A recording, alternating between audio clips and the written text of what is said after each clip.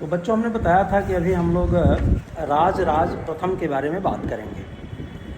चोल साम्राज्य की महत्ता का वास्तविक संस्थापक परांतक द्वितीय, सुंदर चोल भी कहा जाता है इसको, उसका पुत्र अरिमोल वर्मन था, जो 985 ईस्वी के मध्य राज के नाम से गद्दी पर बैठा। उसका 30 वर्षीय शासन 985 से लेकर के 1015 ईस्वी के बीच में था। चोल राज्य का सर्वाधिक गौरवशाली युग है। वस्तुतः राज के समय से चोल राज्य का इतिहास समस्त तमिल प्रदेश का इतिहास बन जाता है। वह एक साम्राज्यवादी शासक था जिसने अपने अनेकानेक विजयों के फलस्वरूप लघुकाय चोल राज्य को एक विशालकाय साम्राज्य में परिणत कर दिया। राज की अगर उपलब्धियों के बारे में बात करें बच्चों, तो राज्यारोहण के बाद राज ने कुछ वर्षों तक अपनी आंतरिक स्थिति सुदृढ़ किया। तत्पश्चात उसने दिग्विजय के निमित्त अपना सैनिक अभियान प्रारंभ किया और इनका विवरण कुछ इस तरह है। केरल, पांड्य तथा सिंघल का विजय करता है। राज ने दक्षिण में केरल, पांड्य और सिंघल राजाओं के विरुद्ध एक अभियान किया। सबसे पहले उसने केरल के ऊपर आक्रमण किया। वहाँ के राजा रवि वर्मा को त्रिवेंद्रम में पराजित करता है और इस विजय के उपलक्ष्य में कांडलूर सालैक लम रुत की उपाधि धारण करता है। इसके बाद उसका पांड्य राज्य पर आक्रमण हुआ। यहाँ का राजा अमर भुजंग था। तिरुवालंगाड़ ताम्रपत्रों से सूचित होता है कि राज ने अमर भुजंग को पराजित करके बंदी बना लिया, उसकी राजधानी मदुरा को जीत लिया तथा विलिंद के दुर्ग पर अपना अधिकार कर लिया। राज के शासन के 20वें वर्ष का एक लेख मिलता है जिससे सूचित होता है कि उसने मदुरा नगर को ध्वस्त कर दिया। कोल्ल देश तथा कोंडगोलूर के राजाओं को पराजित किया और उसने समुद्र के शासक से अपनी सेवा करवाई थी। केरल तथा पांड्य राज्यों को जीतने के पश्चात राज ने सिंघल की ओर ध्यान दिया। यहाँ का शासक महेंद्र पंचम था। वह केरल तथा पांड्य शासकों का मित्र था और उसने राज के विरुद्ध केरल नरेश भास्कर वर्मा का साथ दिया था। नीलकंठ शास्त्री का अनुमान है कि तीनों राज्यों ने चोल नरेश के विरुद्ध एक संघ बना लिया होगा। अतः केरल तथा पांड्य के विजय के पश्चात राज सिंघल की ओर उन्मुख होता है और उसने एक नौसेना के साथ सिंघल पर चढ़ाई किया। सिंघल नरेश महेंद्र पंचम पराजित हुआ।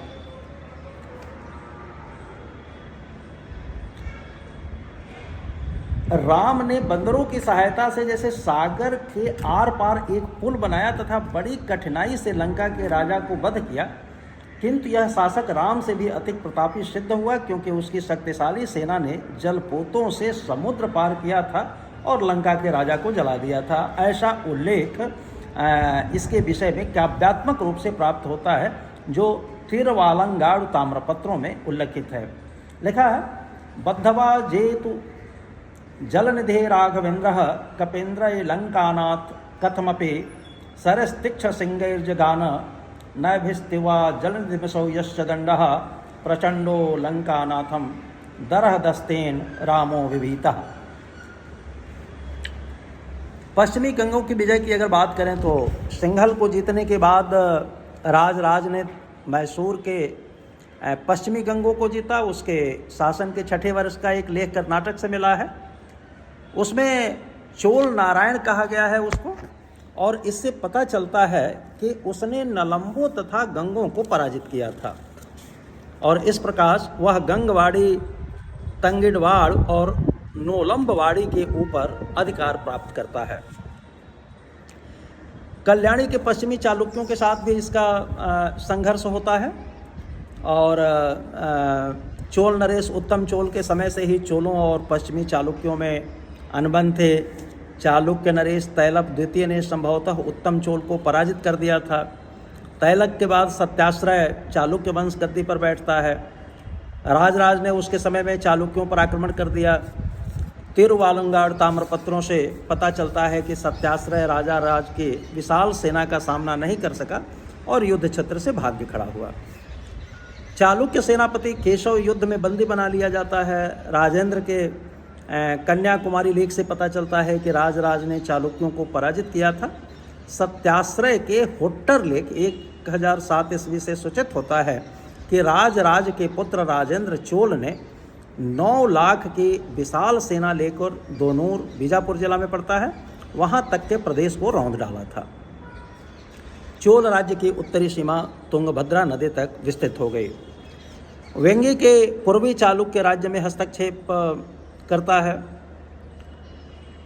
अपदस्थ राजकुमारों में शक्तिवर्मन और विमलादित्य का नाम लिया जाता है, को भीम के विरुद्ध संरक्षण दिया। भीम के वेंगी में अपनी स्थिति सुदृढ़ करने के बाद तुंड मंडल पर आक्रमण कर देता है। राज ने उसे पराजित करके बंदी बना लिया और शक्तिवर्मन को वेंगी का राजा बना दिया। शक्तिवर्मन वेंगी पर शासन करता रहा, लेकिन वह पूर्णतया चोलों पर ही आश्रित रहा। राज ने अपनी कन्या कुंदवा देवी का विवाह उसके छोटे भाई विमलादित्य के साथ कर दिया, जिससे दोनों के संबंध और अधिक मैत्रीपूर्ण हो जाते हैं। सांस्कृतिक उपलब्धियों की अगर बात करें तो महान विजेता के साथ साथ राज कुशल प्रशासक और महान निर्माता भी था। उसने समस्त भूमि की नाप कराई और उचित कर निर्धारित किया। विभिन्न मंडलों में योग्य अधिकारियों की नियुक्ति की गई। उसने एक स्थायी सेना और विशाल नौसेना का गठन किया।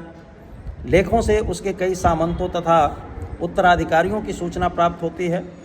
उसने सोने, चांदी और तांबे के विभिन्न प्रकार के सिक्कों का प्रचलन करवाया था। राज ने अपने पुत्र राजेंद्र को युवराज बनाया तथा उसके ऊपर शासन की कुछ जिम्मेदारी सौंप दी। प्रशासनिक दायित्वों का वह निर्वाह करता रहा। वह भगवान शिव का अनन्य भक्त था और उसने अपने राजधानी में राजेश्वर का भव्य मंदिर बनवाया था। राजेंद्र प्रथम की अगर बात करें तो यह राज प्रथम का पुत्र और उत्तराधिकारी हुआ और उसके मृत्यु के बाद 1014-15 ईस्वी में चोल राज्य की गद्दी पर बैठा। यह भी अपने पिता के समान महत्वाकांक्षी और साम्राज्यवादी शासक था। उसकी सैनिक उपलब्धियों की सूचना हमें उसके विभिन्न लेखों से प्राप्त होती है। जैसे सिंघल विजय उसने किया। राज प्रथम ने सिंघल पर आक्रमण कर वहाँ के प्रदेशों पर अपना अधिकार कर लिया था, किंतु संपूर्ण सिंघल पर उसका अधिकार नहीं हो पाया। अतः उसके पुत्र राजेंद्र ने सिंघल विजय का कार्य पूर्ण किया था। केरल तथा पांड्य राज्यों की विजय इसने किया। राजेंद्र ने पांड्य और केरल राज्यों को जीतकर उन्हें एक अलग राज्य में परिणत कर दिया। तिरुवालंगाड़ू के ताम्रपत्र केरल तथा पांड्य राज्यों के विरुद्ध राजेंद्र के सफलताओं का उल्लेख करते हैं। इस विजय के बाद उसने चोल पांड्य की उपाधि धारण किया। इस राज्य का मुख्यालय मदुरा में था। पश्चिमी चालुक्यों के साथ इसका संघर्ष होता है 1020-21 ईस्वी में। फिर यह कलिंग विजय करता है। यह लगभग चोल सेना वेंगी को जीतने के बाद कलिंग में घुसती है और विजयादित्य के मित्र कलिंग के पूर्वी गंग शासक मधुका मानव 1019 से 38 ईस्वी तक ये शासन किया, उसको दंडित किया। नीलकंठ शास्त्री जैसे विद्वान के अनुसार राजेंद्र के कलिंग विजय का उद्देश्य गंगा घाटी की ओर अभियान करके अपनी विशाल शक्ति का प्रदर्शन करना था। गंगा घाटी में अभियान अगर बात किया जाए तो कलिंग से चोल राज्य सैनिकों ने गंगा घाटी के मैदान में व्यापक अभियान चलाया। राजेंद्र चोल के इस पूर्वी अभियान का विवरण भी तिरुवालंगाड़ू ताम्रपत्रों में प्राप्त होता है। दक्षिण पूर्व एशिया की विजय करता है। राजेंद्र चोल केवल भारतीय भूभाग के दिग्विजय से ही संतुष्ट नहीं हुआ, वह भारतीय उपमहाद्वीप में अपनी विजय वैजंती फहराने के उपरांत उसने दक्षिणी पूर्व एशिया में सैन्य अभियान किया। उसने श्री विजय या शैलेंद्र राज्य को जीतने के लिए एक शक्तिशाली नौसेना भेजी और उसकी विजय भी किया। इसके समय विद्रोह होते हैं तो विद्रोहों का दमन करता है। राजेंद्र चोल अपने शासनकाल के अंतिम दिनों में पांड्य तथा केरल राज्यों के विद्रोह का सामना करना पड़ा। ऐसा प्रतीत होता है कि जिस समय राजेंद्र अपने राज्य से सुदूर दक्षिण एशिया के द्वीपों की विजय करने में लगा हुआ था, उसी समय उसकी अनुपस्थिति का लाभ उठा करके अन्य राज्यों ने विद्रोह का झंडा खड़ा कर दिया था। इसमें अनेक सामंतों जैसे चेर, बेनाड, कूपक इत्यादि से भी उनको सहायता मिली। इन विद्रोहियों का नेतृत्व पांड्य नरेश सुंदर पांड्य ने किया था, किंतु राजेंद्र विचलित होने वाला नहीं था। उसने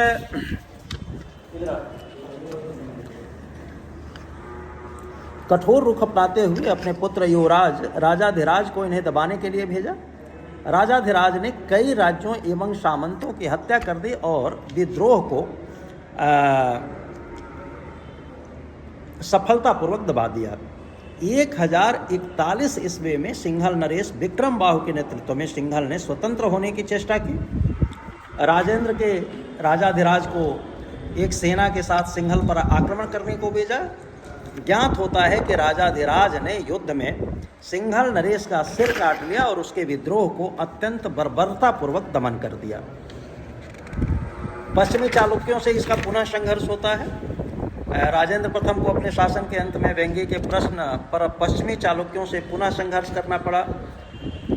राजेंद्र चोल की सेना ने अपनी विजय वैजयंती गंगा के सिंघल द्वीप तक तथा बंगाल के खाड़ी के पार जावा, सुमात्रा, मलय प्राय द्वीप तक फहरा दिया था। उसने सिंचाई के लिए 16 मील लंबा और एक भव्य तालाब खुदवाया था। वह शिक्षा एवं साहित्य का महान उन्नायक भी था। उसने वैदिक साहित्य के अध्ययन के लिए एक विशाल विद्यालय की भी स्थापना करवाई थी। राजाधिराज प्रथम ये 1044 से 1052 ईस्वी के बीच में हुए हैं। राजेंद्र चोल के पुत्र और उसके उत्तराधिकारी हुए। वह 1018 ईस्वी से युवराज के रूप में अपने पिता के सैनिक और प्रशासनिक कार्यों में सहायता देता था। 1050 ईस्वी तक पश्चिमी चालुक्य नरेश सोमेश्वर ने चोल सेनाओं को अपने राज्य से बाहर भगा दिया। उसने व्यंग्य के चालुक्य शासक राज को अपनी अधीनता स्वीकार करने के लिए विवश किया। कलिंग को भी उसने अपने प्रभाव क्षेत्र में किया था।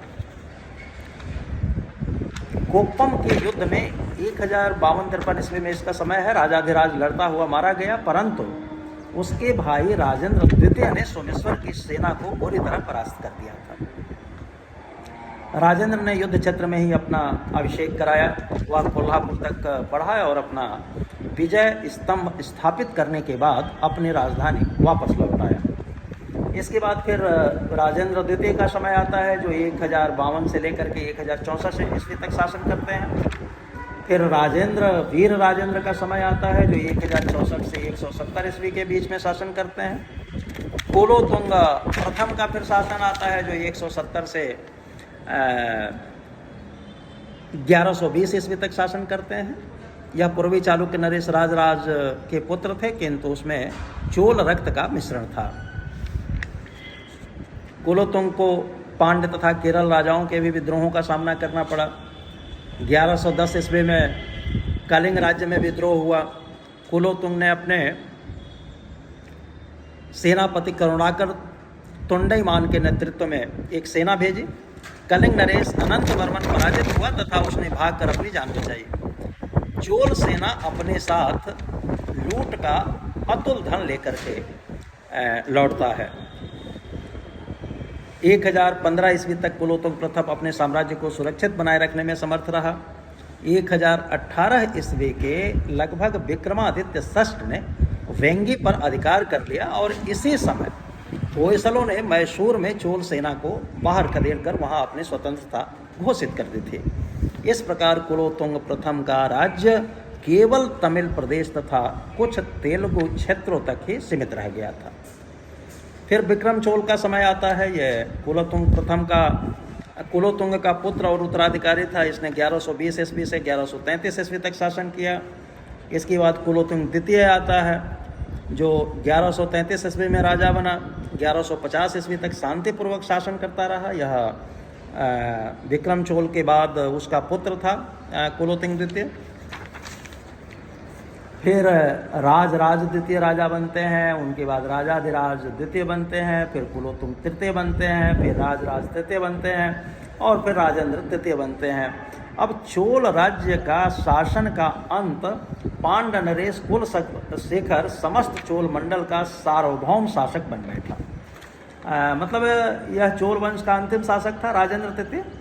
उसने चोल शक्ति का पुनरुद्धार करने का प्रयत्न करता है, किंतु पांड्यों पर आक्रमण कर सुंदर पांड्य द्वितीय को पराजित भी करता है।